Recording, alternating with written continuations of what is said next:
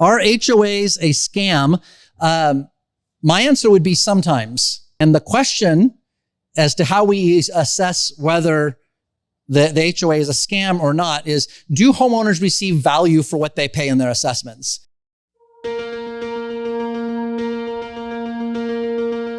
Most people are not equipped to understand the seemingly endless facets of an HOA. That's why we're here, to help you become uncommonly prepared to serve your HOA. Whether you're a board member or a manager, join us in the uncommon area. All right, well, this episode is all about the question, are HOAs a scam?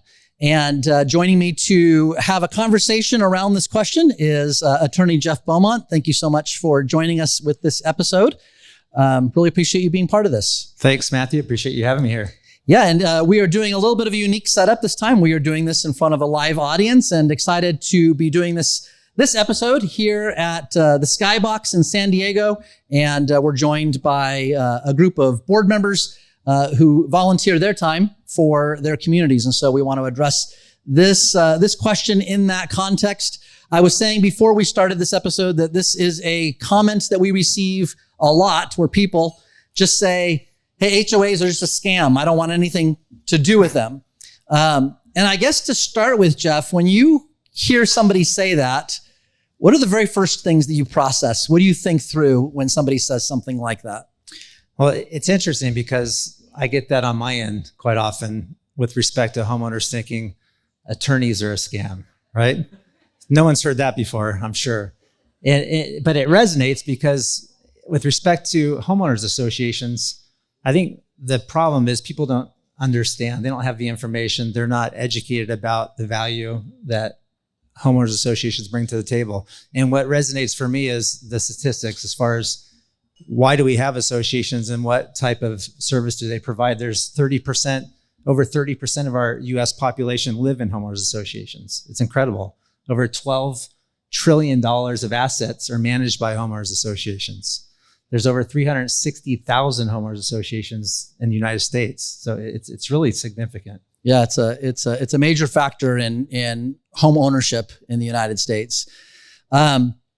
Yeah, if I could, and we prepped a little bit on this, but we didn't put any cards on the table. And I'm just going to answer the question for me in a really kind of straightforward way, and then maybe we can break it down from there, and you can respond to my answer. But are HOAs a scam? My answer would be sometimes. Sometimes they are, and how I would break that down is homeowners pay assessments to their homeowners association, and the question as to how we assess whether the HOA is a scam or not is, do homeowners receive value for what they pay in their assessments? Do they get a return and what they get from the association that is worth what they pay each month? And in many cases, I think the answer is yes, they do get that value, and maybe they don't always understand what that value is. But I think there are other cases in some HOAs where homeowners pay every month and they don't receive value commensurate with what they're paying. And maybe I'll stop right there. Would you agree with that assessment, or would you add or change anything to what I'm saying there? I agree. Again, I'm biased. This is something we've been doing for 25, 30 years. And I couldn't imagine life without homeowners associations. And I say that in a way because I live in one. In fact, I live in two. I pay 2 assessments. And I don't think they're a scam, however you look at it. I do think there's disservice with boards and some management companies that don't provide accurate information or information at all. So they're not allowing people to make an informed decision when they buy into a community. To me, could that be characterized as a scam? Yes, it could. But I think it's someone that's just not equipped with what they need to know when purchasing in a homeowners association, that if they did know, they would find out what they're buying into and decide to go somewhere else. Yeah. Yeah. And I would agree with that. My concern and why I would say sometimes is I do think that there are poorly run associations that are not delivering the value that they should. And that's where my concern comes from. And so I I have concern for homeowners who are in those types of environments where there is an opportunity for that HOA to deliver value to them, and it's not. 100%. I agree. And it's sad to see boards that aren't taking their job serious. And I was just talking with Rich we just met tonight, Park Laurel, I believe. And we're talking about how he's been on the board and he's been promoted to president, right? He gets double pay at the end of the year.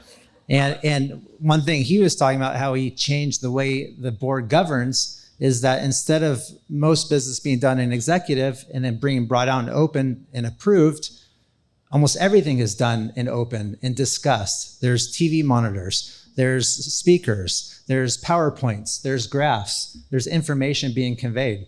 People are seeing the value in the dollar they're paying and the return on their investment through the hard work of the board. Yeah, absolutely.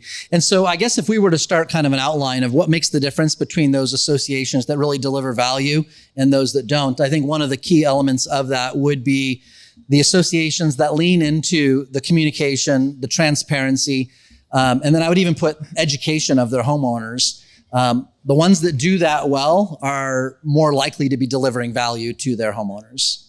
I agree. And I don't want to keep saying this, but I just had another conversation before tonight with Matt Davidson, and we're talking about candidates and people that run for the board. And most of them not even knowing what they're getting into. So when you just said education, I think it starts with trying to provide information to homeowners about what it really means to serve your community. Before you throw your name into that hat, let's provide you with information so you know what you're getting into. Let's set expectations realistically. And I think that starts even with prospective homeowners that or new homeowners buying into a community. Let's try to get them information so they know the community they're getting into. So it's not a scam, right? Yeah, absolutely. And I would put all of this that we're talking about in this portion under this category of communication, which I think most board members would readily affirm. But this is one of those things that you give a nod of the head to, but oftentimes it's harder to deliver because you get caught up in the day-to-day. And there has to be an aggressive intentionality about that communication, that transparency, and even that education. And sometimes those things fall by the wayside. So that would be my encouragement is to have an aggressive intentionality towards those types of things. Yeah, I agree. And I even, I think about this from my own organization, my law firm. It starts from the top. So I think if boards understand that if it starts with them and how they conduct themselves, it resonates through the community. So if they're educating themselves, they're attending annual orientations, trainings, continuing education, they're educating the homeowners in board meetings about what they're doing, why they're doing it. It will resonate through the community, and hopefully homeowners will understand the value of the association, the return on their investments, their satisfaction. There's statistics out there that say over 80% of people living in homeowners associations are satisfied with what their association is doing. Yeah. Well, it translates into, I think it was CAI did a study recently, a few years ago, actually, and concluded roughly that there's about a 10% higher value for homes in an HOA versus homes that are similar, but not in an HOA. And a lot of that has to do with the infrastructure and how it's being maintained. On the education piece, I wanted to drill down one step further on that. One of the things, whether you live in a high-rise community or a master plan community or anything in between, one of the things that people tend to dislike the most about their HOA is they don't like being told what they can and can't do with their home. You want to address how a board might think through that element and how people dislike that? Yeah, I think that's one of the most challenging parts of living in a homeowners association and serving on a board is striking that balance between reasonable rules and regulations and providing information that shows people the value to that. And I don't want to keep going to statistics, but they're pretty telling. I told you over 80% of people that live in homeowners associations are satisfied. But when they're asked, what is your feeling about the value rules and regulations bring to your community? It's only about 60% that say it brings value to the community to have rules and regulations. So there's a drop. And I think that drop is because there's just a lack of information and education about how those rules and regulations help maintain property values if they're enforced in a responsible manner. Yeah. Yeah, we cite an example in our company. We manage a lot of high-rise communities and also a lot of master plan communities. And there's one particular community that had about 1,200 homes in the community, and for years on end was running at over 900 open violations at any given time. And I was looking at that data and concluding there are 900 opportunities for people to be mad at their HOA and in turn mad at the management company. And I was thinking, why am I investing my whole life into something that it seems that everybody hates? And this would be an example of where we have 900 of these open violations. And the option wasn't to go and ignore all the violations. They were legitimate issues to the governing documents of the association. But we put together, and I won't unpack the whole thing, but we put together a very aggressive campaign to educate the homeowners and to educate them and to see them as humans, to see the human element of how they might be emotionally receiving this information and leaning into that and communicating in a way that they could be receptive to. And a few months after doing this, after having years on end of 900 open violations, it dropped to 200. It's still a lot, but it was a significant improvement that was all revolved around an aggressive education campaign. How do we address people as actual human beings, not data points, and communicate to them why this is important and why it's valuable to them? Yeah, I think a lot of boards missed the boat, and managers, on how they can connect with homeowners through the rule making and rule enforcement process. California, for example, has a law that says before a board can adopt a rule, it has to put out the draft to the homeowners and have them comment on them. To me, that's a critical stage to help educate the community on the value of this rule and what it's for and how it's going to impact them on a positive manner. And I also think that boards don't really think through sometimes how the function of rules are in communities, because a lot of times you'll see communities with a 100-page community handbook that after you look at it, it really could be 10 pages. It's like less should be more. Yeah. Right? And you want to give homeowners the tools necessary to be successful, to feel good about themselves, their property, their community, and bring a community, that feeling of community back into the building. Yeah, so on this element, we're still kind of under this topic of communication, drilling down on education, and I would just be pushing on that further, this recognition of the humanity of people, that there are actual real live emotions and experiences, and people feel strongly about their homes. And I think boards that factor that in and how they communicate and how they educate, it makes a difference. We have a lot of communities that are high-rise buildings, and I just think how much more important even in those environments to make sure that there is clear communication regarding the value of any rules that exist, because you have people living in much closer proximity to each other and their interactions, and just elevates, I think, the need for that type of care and communication. I agree. There was an example that came up, and I saw in the news recently. There is a homeowners association in Arizona where a homeowner was recognizing it's the middle of the summer, it's Arizona, it's blazing hot. They wanted to do something that would be helpful to their neighbors and to the vendors in the community, people mowing lawns and so forth. And this homeowner put an ice chest out in their driveway full of water bottles, and wrote in a black marker on the outside of the ice chest, free water, help yourself. The association cracked down on that and said, you can't leave an ice chest with that type of signage on it in your driveway. And it made national news because this homeowner is trying to do something that is helpful for the community, and the association started fining him. It's a tough spot to be in, but I wanted to throw that scenario at you, not so much from a legal standpoint, but more from a practical standpoint. How do you process that through with 25 years of of seeing what happens in HOAs? There's a lot to unwrap there. Yeah. I think it comes back to what you're suggesting, which is treating people like humans. And I think there's ways that boards can be compassionate, have empathy with their homeowners, and connect with their homeowners, right? It's this whole emotional intelligence concept. Let's treat each other like we're neighbors and we're living in this village together. It takes a village. It's not just the board, it's the village. And so I think going after a homeowner like that just misses the boat, and it misses a great opportunity to do some good in your community. This reminds me of the pandemic. When we were hit with the pandemic, things got a little challenging in communities, especially in homeowners associations, that had rules that said no RV parking in the community, period, let alone in your front yard. And first responders bringing their RVs into their homes, into their front driveways, onto the street, borrowing RVs so they had a place to sleep and to live next to their families while their spouses or partners came out with a plate of food and opened the RV so they could eat and see their kids, and boards finding them. I mean, that was incredible. So there's compassion that has to be brought into communities. Yeah.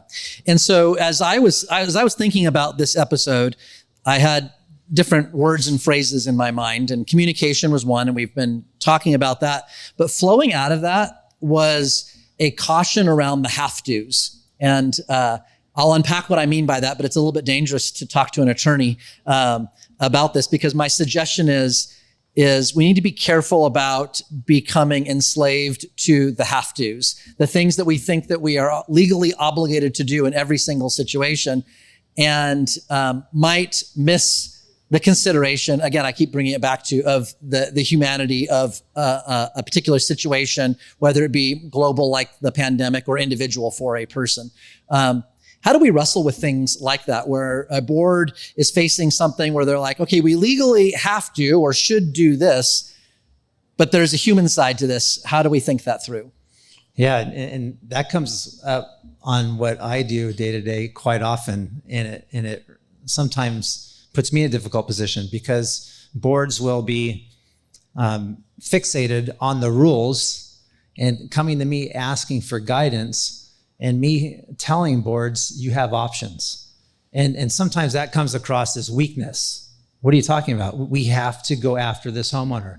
You have to send them a demand letter. We have to file a lawsuit. Well, hold on, you have options here. Well, what do you mean there was options? That's gonna put us in a legal bind. And there's situations where you do have options, and if you don't, then the next option is to change the rules. At some point, communities mature, they evolve. The needs and requirements of homeowners, of communities, boards change, and so should the documents. And so if you get in a situation like that where there aren't viable options, but there is still an option of changing rules, you can do that. And I think boards should understand that. So back to the question of, are HOAs a scam? And if I'm suggesting that, if they're not run well, then maybe they are, in the sense that you don't get that value. I would suggest that boards that become enslaved to the have-tos without being willing to take a step back and say, putting this in your terms, what are our options? Is there another way to think this through that is going to be good for the humans in our community? I think boards that aren't willing to do that are doing a disservice to the people who live in that community. Absolutely. I want to extend this a little bit further, because what then flows out of that, and this moves into kind of more of that legal perspective, but boards are often concerned about precedents. And I hear this, I figured recently, I think I've been to over 2,000 HOA board meetings in my career. Someone's keeping track. Yeah. And I was like, boy, how much time have I spent in HOA board meetings? And I can't stress how often I have heard the reference that boards make to, we have to be careful not to set a precedence here. And I want to give one example and then have you respond to it. I was in a meeting recently. It was an executive session, and a homeowner was asking the board for leniency regarding collection fees. They were late on their assessments, and they had piled up a whole slew of collection fees, and they were not in a position to be able to pay it. And this homeowner comes in, and I've literally listened to thousands of homeowners sob stories about why they can't pay their assessments and seen boards respond. But this woman comes in and she unpacks to the board her personal situation, and very clearly, this is not a story. Like it's tragic. This is and I'm looking around the room, and she's like moving. The board members in the room are tearing up. Like it's a really sad story, and she's asking the board for leniency on this.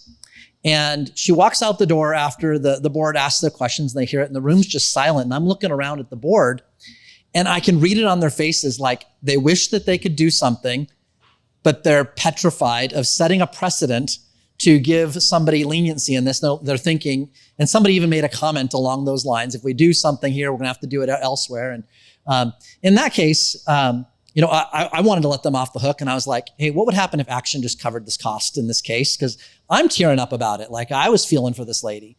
And so we just covered it in that case, but it got me to thinking, what's a board to do in that kind of situation where you have a very human, real situation, your neighbor sitting there going through absolute tragedy? How do you think through this idea of your obligation as a board member, precedents, and put that all together?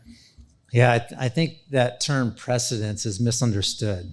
I really do. And I think that people have to understand that unless you're making a decision that's different than the prior decision you made, under the exact same circumstances, there's no issue of precedence. Generally speaking, there's some architectural type scenarios where you got to be careful. But in your scenario, where you have someone that's clearly struggling and a board is considering offering some type of compromise that may be different from what they offered the person that was before him last month, the only opportunity that someone could argue and use against the board or the association as a precedent is if that person they addressed last month were under the exact same circumstances. So it's really what is before us today, who is before us, what are their circumstances, and how do we respond? Obviously, you have to have certain parameters, but there isn't a precedent unless it was the exact same circumstances that you made a decision on prior. Remember, the board has discretion. They're running an organization. It wouldn't be any different than someone running your own organization where you're managing other people's money and property. For example, my grandfather's trust, right? I'm the trustee of my grandfather's trust. I have discretion how to manage his trust, but I'm a fiduciary managing other people's money and property, so I'm held to a higher standard, but that still doesn't say I can't exercise discretion and empathy and compassion. So in that situation, it really comes down to documenting with specificity why you are doing that. And the greater the specificity, the harder it is for somebody to say, well, this is exactly the same situation. Exactly. Okay. I think that's helpful. And again, coming back to the core question, my encouragement would be that boards have obligations to their members, but part of the obligation is to recognize, and I keep using this word, and I think maybe that's what's echoing in my mind, is recognizing the humanity of the people who live in that community, and that there is room for using, rational thinking as to what's appropriate in this human dynamic. I do think there's room in the boardroom for compassion, for discretion. Obviously, you have to be careful in certain circumstances, but I think documentation is the key. Yeah. Let's talk a little bit about reserves. And I know it's a little bit of a right turn, but the reserve component of an association is a place where there is an opportunity for real value in an HOA, and there's an opportunity for real unfairness. Let's talk about the positive side first, the real value. You and I have talked a little bit about maybe some of the comparisons between municipalities and HOAs and addressing certain reserve components. Maybe you can address that. How is an HOA and their reserves a real benefit to homeowners? Well, what comes to mind first from my perspective is the fact that an association, obviously through their board, is in control of that community's destiny. They're paving the path for that community's success. And it starts really long-term with that reserve, not just the reserve study, but the reserve account. Think about streets in a community, for example. And this is just the easiest example that comes to my mind, that are owned by a city. And that street being extremely in poor condition, potholes, what control do you have for that city to repave and to fix it when it's beating up on your car every night you come home from work? And a community has control over their assets through that reserve study, and properly reserving for those components gives the board that feeling that they're in the driver's seat to stay on top of those components. Yeah. So, you had given me an example regarding a community that had a street that fell into significant disrepair, and the comparison between if it was in an HOA or not and how that might have been addressed. Yeah. And same scenarios, like they had a community had streets that were managed by the city, and they were in horrible condition. City said, we're going to maintain them, but it's not on our schedule for another 3 years. And it was just, the condition was just incredible. In an association's perspective, if those streets were owned by the association and properly reserved, clearly the streets reached the end of their useful life. There's potholes everywhere. Cars are being damaged. We could have paved right then and there. Yeah.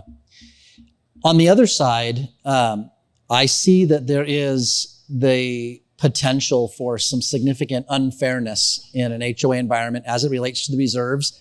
And I think that is potentially greater in high-rise communities. And so I'll unpack that.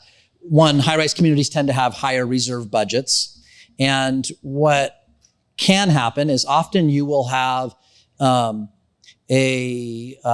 budget that's initially set maybe by the builder that might not be factoring in all the appropriate reserve components, or might be reserving at a lower level than it should. Or maybe early board members just want to keep the assessments down, and so reserves don't get funded as they should. And then what happens is 15 years later, you have to make up for that.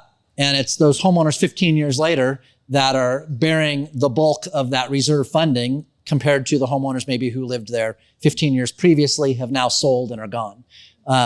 And so I see that as a place where an HOA can be seen as really unfair in those dynamics. How would you respond to that? Yeah, I think a significant amount of the risk of conflict I see in communities with respect to unanticipated special assessments, increases in assessments, come from past mismanagement, and the blame being put on current management, the current board, and really homeowners not understanding that they're bearing the brunt of prior years of mismanagement, not adequately funding their reserves, and playing catch up, right? When you're trying to play catch up and you're going to the homeowners to make up for this deficiency, everybody's going to turn their sights on the current board, when really it was the board's 2, 3, 4, 5, 6, 10 years before, maybe even more, in management as well. So I think it goes to the first question we asked was, are HOAs a sham? I think they are when people don't understand the value of a reserve study and a funding plan and don't know how to read them when they're considering buying into a beautiful building, but they see that there's this reserve study that may be 12% funded, and they don't really know what that means to them. Yeah, absolutely. I see boards that are in newer communities, and there have been some examples where they have made the decision to communicate, this brings us all the way back to our first point, very intentionally to their homeowners, look, we need to fund our reserves, and yes, these are years away before they're going to be a benefit, but this is the moral obligation we have to do this right for future homeowners. I've actually heard those arguments before, and to be communicated to homeowners, and I've seen that to be effective. And I think that's an important consideration, and protects against those rapid escalations in assessments in later years. So an important consideration. Well, we're going to be running low on time. There's one last kind of broad topic I wanted to hit, and that is the reality of what I'll call individual board member preferences. Where you have board members who get on boards and they have something that is a preference to them, and they make that a massive priority because it personally is meaningful to them. And sometimes that focus on that individual preference can come at the expense of the rest of the community. Any chance that you've ever witnessed anything like that in your career? Many times. Unfortunately, and I think what I see is that person, in most cases, being tamed because of their fellow board members reeling them in and educating them with good management on their side about their duty of loyalty. Like, we understand that the lobby remodel is very important to you.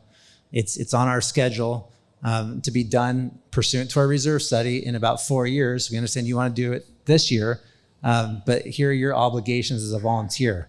And really just trying to walk them off the ledge and understand their obligations to the community and what that means as a volunteer with respect to going down a path that may be self-serving and opening themselves up to personal liability claims. I think that to me resonates the most to volunteers, is understanding how to stay in your lane and the board's lane where you're protected. You're absolutely immune from personal liability. But if you venture out, you can find yourself in the hot seat. Yeah, and that protection comes under that umbrella of fulfilling your fiduciary duty, of acting in the best interest of the community as a whole, not your own personal best interests. And again, it's why it's important. Communities are designed with a plurality of board members, not a single board member who's a dictator. And these are opportunities to balance each other out. I said that was the last topic. That leads me into one other thought. I've experienced recently in a few different ways, but it's the importance of a code of conduct. So what was going through my head right now is you have a board member getting fixated on their own priority at the expense of the community. Other board members start to call them on that. And what ends up happening is you get conflict on the board. And one of the protections, I believe, on that is having some type of a code of conduct. Could you go ahead and address what a code of conduct is and how that works and how a board might think that through? Yeah, I think every board should have a board member code of conduct. Some boards or board members push back. Typically, it's my colleagues, attorneys, saying that that's something that can't be imposed by a board, which I strongly disagree with. And these code of conducts, number one, it sets expectations. It makes sure that everybody understands their role as a volunteer.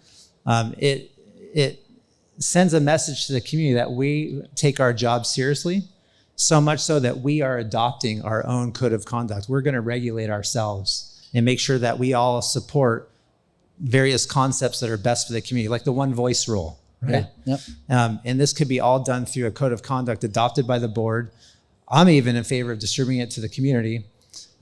Sometimes I'm asked, should we have each board member sign it? My answer, no. Don't put people in that position. Because if you have a board member that refuses, it just creates more opportunity for conflict. Just adopt it as a board. So motion second, vote on it, and if it's adopted, then you can then distribute it to the community for transparency and accountability. Exactly. All right. I think it's a great opportunity to really understand where a board stands in the community, how they take their job seriously, and it also sends a strong message that that board is going to adhere to their responsibilities. Yeah, there's nothing more disconcerting to a homeowner, I think, than to walk into a board meeting and they're looking at the board that is managing that homeowner's most important asset, their home in most cases, and seeing the board at each other's throats or operating in some very unprofessional manner. I've been in plenty of those meetings, and it is discouraging. And so I think to give homeowners a confidence that no, my HOA is not a scam. There's real value here. It matters how the board conducts themselves. Absolutely, and you know it's perception too, right? A lot of what homeowners see, that's reality, and many times it's not. But sometimes if they're in a board meeting and they see dissension or conflict or disorganization, or a board member showing up and taking the hours that their manager put in to put together this board packet with the agenda and all the supporting documents, and they're sitting down at that board meeting for the first time, opening it up, right, and taking it out of the envelope, the homeowners are looking at it saying, how serious do you take your job here? Yeah, absolutely. That's a great point. And we'll end on that. Jeff, really appreciate your time and your insight. There's a lot more we could talk about. But I think this is a good place to wrap up this episode. So I would encourage you to check out other episodes of The Uncommon Area.